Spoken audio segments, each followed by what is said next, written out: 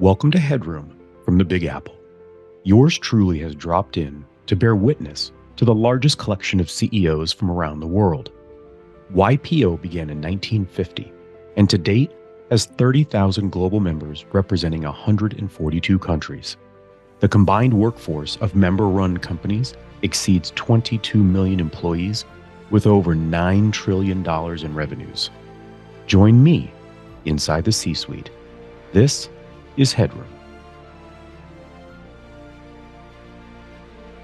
All right, we're sitting down with Harry Sanders. He's the founder and CEO of search engine optimization company. By the way, that's a mouthful to say after traveling today myself here. StudioHawk in Melbourne, Australia.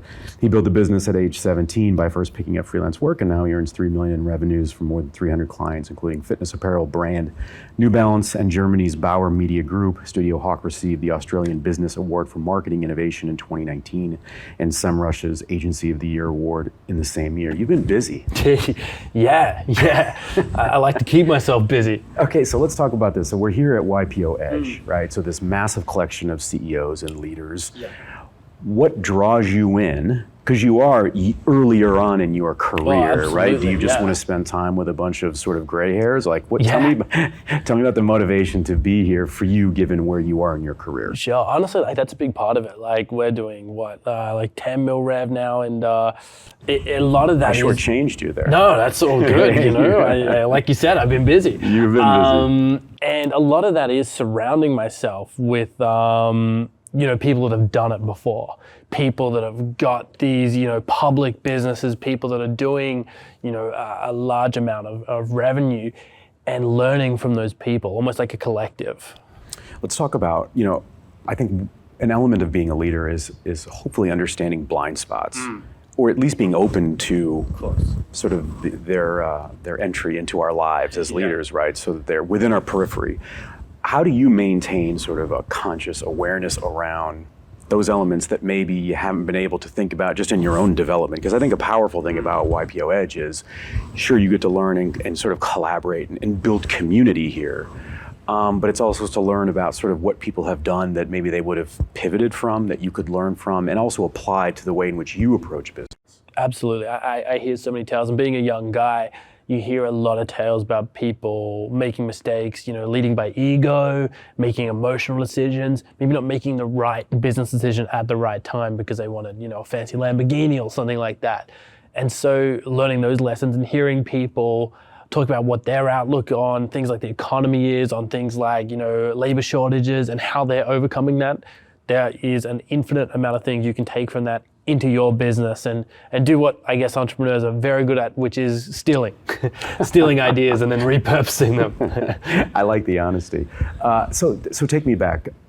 When did you was there a moment for you when you just knew that not only did you, in essence, want to have your own business, but that you basically had this sort of internal structures in place to be able to handle that? Because we see so many tales where someone might have a really great idea, but the minute that they get into it, they realize that a majority of what they're doing is not actually a part of the dream that they had originally constructed.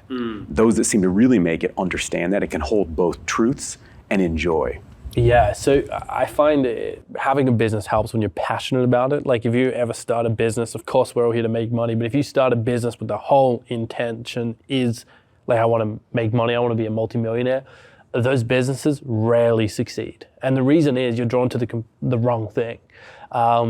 Founding a business and making a business succeed comes from a deep yearning passion to want to do it. So when I started, I had none of the, material, the revenue. I was actually homeless when I started my business. So you were homeless. I was homeless. Yeah. Talk about burying the lead. Yeah. So there was a lot of stuff that I had to learn in order to overcome those things and succeed. And inevitably that came down to the willingness to grow. If you think, and like you mentioned, those blind spots, if you sit there in life or in business thinking you know everything, you are bound to fail. So what's the impact of starting something when you're homeless? Does it impact your ability to celebrate the wins and the jumps in revenue like we just sort of experienced here in real time because you have that as a baseline? Or do you find that you want to celebrate more because of? I think it's a mix. I mean, the first few years after founding the business, I was constantly scared, like fearful that I would end up back on the streets. So what does that look like for you? Like, is there when I talk to entrepreneurs about when they feel scared, they've got that anxiety, they almost experience it in different parts of their body. Like, it could be their head, or it's literally just this paralyzing kind of feeling. Like, so what is that like for you? For me, it very much sits in my head. Like, it sits in my head, like, if I make a mistake here, I'm going to end up back on the streets. If I'm not constantly learning, growing, pushing the boundaries, then I'll end up back there. And so it's for the first few years, it was very much a running from a situation, running from that idea of being homeless. And now, now thanks to YPO and all these organizations, I'm not scared of being homeless anymore. But at the same time, I want to grow and continue those learnings, because now it's just fun. It's engaging. Is it a part of your story now? I mean, given your work in marketing, is the story of you being homeless now something that you can embrace? Yeah, so previously I used to not talk about it because I thought it was quite a private thing. But over the last couple of years, I do a lot of work as an ambassador for a not-for-profit, which is a homeless youth organization. And so I talk a lot more about it now, because I used to think it was an identity. Like, people would be like, oh yeah, that was the guy that used to be homeless. Whereas now I realize it's like anything. It's just something that happened to you, right? It doesn't make who you are. It's just something that's happened to you. And so I think every time I talk about it, there's people that have gone through something similar, or often cases worse, and it gives them confidence to talk about it too. Now, I don't know obviously the circumstances by which you became homeless, but is there a silver lining in your ability to understand and deal with anxiety and building a business at a level that maybe the average entrepreneur maybe just doesn't have as part of their background, the fabric of who they are, that in essence you can hold maybe more? Now, that might shave some years off at the end of your life, right? Yeah, absolutely. I think it's certainly going to shave some years off, but I think from the perspective it allows me to, I guess it matured me a lot faster. Being 17, being homeless, those kind of things shape your capacity, because you'll always look back on that time and go, wow, okay, I was capable of doing that. I'm capable of doing this now. And I think that makes a massive, massive difference. I think it also helps a lot with ego and those kind of things, because I didn't come from a background of privilege. So I think I can be more grateful and appreciative for what I have now. I'm not going to complain if I have to fly economy somewhere, other than, I can't sit in first class. You know what I mean? Like, or if I ever do, and of course we all have those moments, you kind of pinch yourself and be like, dude, are you seriously bitching about flying economy to LA when you used to be on the streets? Like, so that I think makes it very interesting and gives you a perspective on where you were and how far you've come. So a lot of times I think when people are building businesses, especially with this generation of young entrepreneurs, a side benefit is that you're actually sort of building a family. And does that take on a different notion for you, given your origins?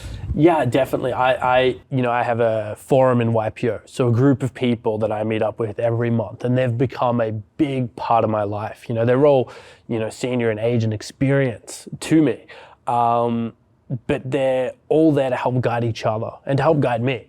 And so that plays a big part of that deeper, meaningful connection, and having, I guess, access to those other entrepreneurs. You do feel like you are family with these people. You have their backs like they have yours. And I think, family is not something that has to be blood. Sometimes family is something that you can earn. And I feel like, I've definitely been able to earn that. Headroom is produced by Old Soul, a one-stop marketing agency that understands the power of brand and nuance. Reach out to my guy Matt at Old Soul and supercharge your brand and content strategy. That's Old Soul. Shoot Matt a note at aoldsoul.com. That's AOLDSOUL.com. And now, back to our guest. Let's pivot a little bit to your expertise when it comes to marketing and understanding the digital landscape that so many wish and hope, I think, maybe that they can understand and maybe navigate more successfully. What changes are you seeing in the leadership discussions you're having with your peers about the way in which they think their stories, in essence, should be told? Because I'm having these back channel conversations where corporations are saying, the press release doesn't count anymore. Yeah. There's so much, we have such an abundance of information that sort of the old school way of crossing your fingers and hoping a reporter picks up a story and then it goes viral, like you can't hedge your bet. You can't bet on that. You have to hedge your bets in other ways. How are you looking at it from how people are looking to optimize their digital real estate, and what stories are they bringing along, or what types of stories to help do that? Totally. I mean, there's so much on that piece. Like, money is becoming harder to obtain. There's the less VC money being thrown around in the recent year, and will continue. So people are starting to pivot to more smarter strategies. And a big part of that, I think, the digital landscape has been always a booming sector, and now it's starting to go through this self-actualization of like, okay, what are we? And so traditionally we're seeing these big digital agencies doing everything, akin to like a handyman. And now I think we're seeing this growth of specialized agencies. Like, we're a very specialized agency. We don't do paid or anything like that. And I think that gets a lot more cut through, because when you have a plumbing problem, you're going to call a plumber rather than a handyman. And so that's very unique. And coming down to that press release stuff, I mean, yeah, it's embarrassing how many companies still think that a reporter's going to pick up their story of, oh, hey, we've launched a new website. I mean, right, how many times have you covered a brand launching a new website? Who cares?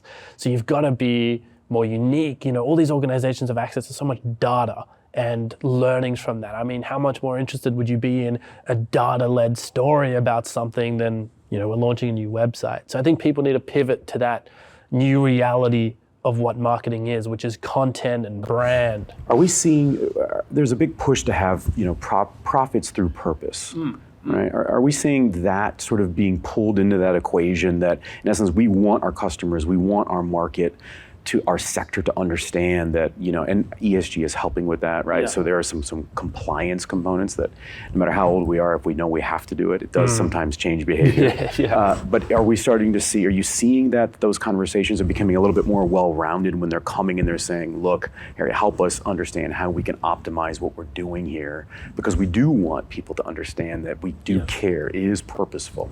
Yeah, I think a lot of organizations that think about that, and something that we talk about a lot at YPO is like, how do you get people involved with your vision and mission?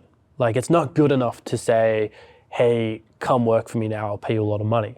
It's very much, well, why am I going to spend 5 years working in this organization? I want a vision. And for customers too, it's like, why am I going to pick you over another brand? Are you more sustainable? Are you better for your staff? Like, and these are all things that, consumers are driving, and also staff are driving in that conversation. So brands are constantly talking about it. It's definitely a topic that we're talking about a lot, especially at Edge. How do you handle success, or how has your relationship to success changed over time? It is fascinating when people it could take them 20 years to achieve whatever that sort of benchmark is. But for those that are very, very adept at pivoting and understanding how to grow their business, and they're very successful, it is fascinating to see sort of how they celebrate, how they understand their role in what they're doing, and how do they keep themselves satiated in the excitement of everything. Because you're solving a bit of a puzzle, aren't you, to build a business? Oh, absolutely. Right, and once you've solved it, you can start to see entrepreneurs, their gaze wanders, right? Because what's the next puzzle? What's the next jigsaw that I gotta solve? So how have you understood that, given the rapid growth of your company? Yeah, I love that analogy, the moving jigsaw. That's a great one, because you're right. Like, there's nothing more boring than solving a puzzle, right? Like, you can take out some pieces and redo it, but you've done it. What I think is exciting about business is it is a moving jigsaw. It's kind of like, to go on with that analogy, it's like you've put your 1,000th piece in, and then you realize, oh, there's another 2,000 pieces in the box. I've just done the middle part. I can expand all this stuff out on the side. And so I think that's what's exciting to me. We've done Australia, we've done the UK, and they're growing markets. I wouldn't say the jigsaw's solved, but we're looking for those last pieces.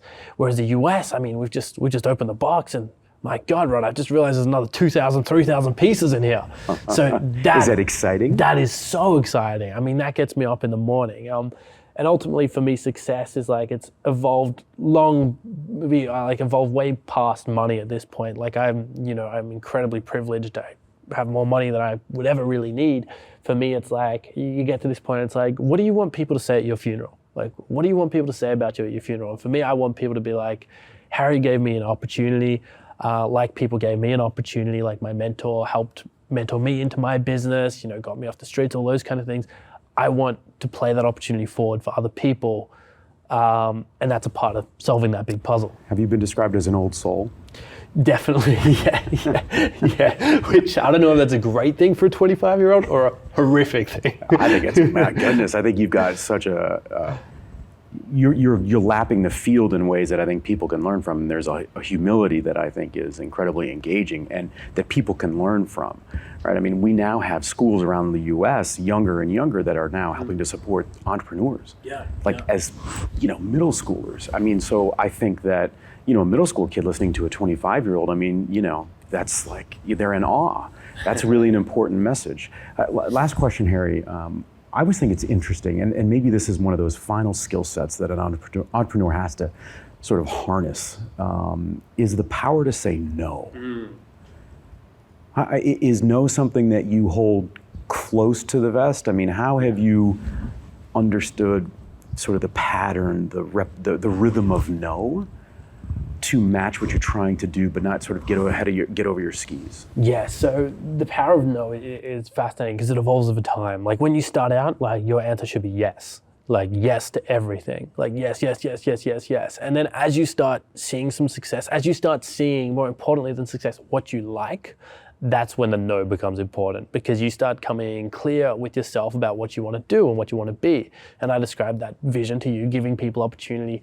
And so if I get presented with opportunities that I don't think, aligns with that, like I've been invited to go on TV shows, like dating TV shows, that is not aligned whatsoever with that idea. So the power of saying no to that is important. And there's so many things, daily I say no to. I know SEO is that focus for me.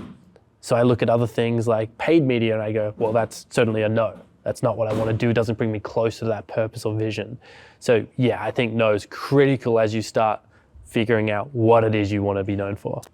Well, what a treat to spend some time with you here at the Javits Center in New York, learning from a young but very seasoned and successful entrepreneur that has the humility to share the journey. And I think it's really powerful that you're harnessing that narrative, because there's so many people, I think, like you that are looking for those beacons of light and wanting to be able to sort of lasso it and see what their next is. Continued success. Thanks, Harry. Thank you so much for having me. Thanks for taking the plunge into Headroom, where we uncover the why behind the what and who impacting our lives. Headroom is a production of Rainlight and co-produced by our friends at Old Soul. I'm your host, Dr. Rod Berger, and this is Headroom.